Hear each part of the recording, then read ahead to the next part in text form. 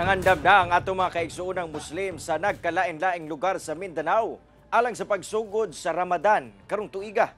Dugang detalye sa report ni Efren Mamak.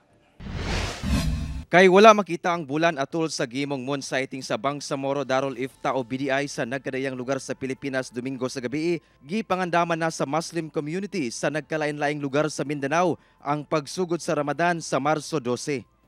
Ang pagsubang matud pa sa bulan ang senyales sa opisyal nga pagsugod sa maong balaang bulan. Hindi nga nakita yung buwan, pati sa karatig lugar natin like Malaysia, Indonesia, Singapore. So nag-declare yung Grand Mufti ng Bangsamoro na magpapasting sa March 12. Maynong danon alang sa mga kaigsunang Muslim ang Ramadan. Dini ginabawal kanila ang pag-inom o pagkaon gikan sa pagsubang hangtod na sa pagsalop sa adlaw isip pagpakita og disiplina sa ilang espirituhanon nga pagtuo nga kabahin sa 5 pillars sa Islam.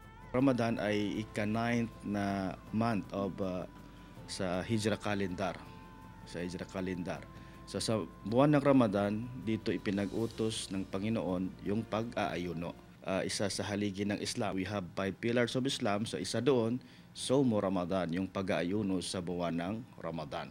So kaya napakahalaga po sa amin yon. Samtang giyatagan sab og gigayon sa Gensan LGU ang Muslim community sa syudad, labi na mga empleyado ug estudyante nga makapauli og sayo isip pagpangandam sa iftar.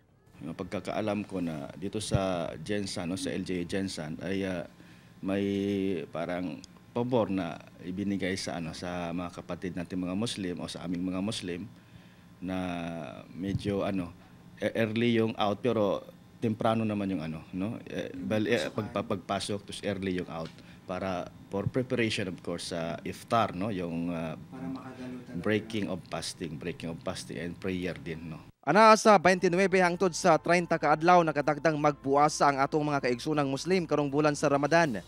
Matud sa usa ka Islamic leader sa Santa Barbara Mosque sa Barangay Santa Barbara, ang panahon sa Ramadan usa ka sagradong panahon aron magbasa sa Holy Quran ug maghalad og mga pag-ampo nga gitawag nga tarawih.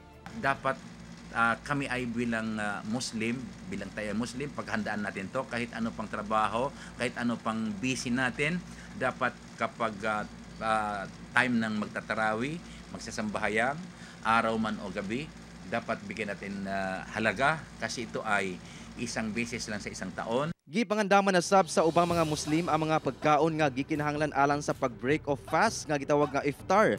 Sama ni Khalid Isaak nga namalit na daan og mga Muslim delicacies sama sa lokot-lokot og bawlo nga usa ka muffin cake sa mga tindahan sa Barangay Suterville sa syudad.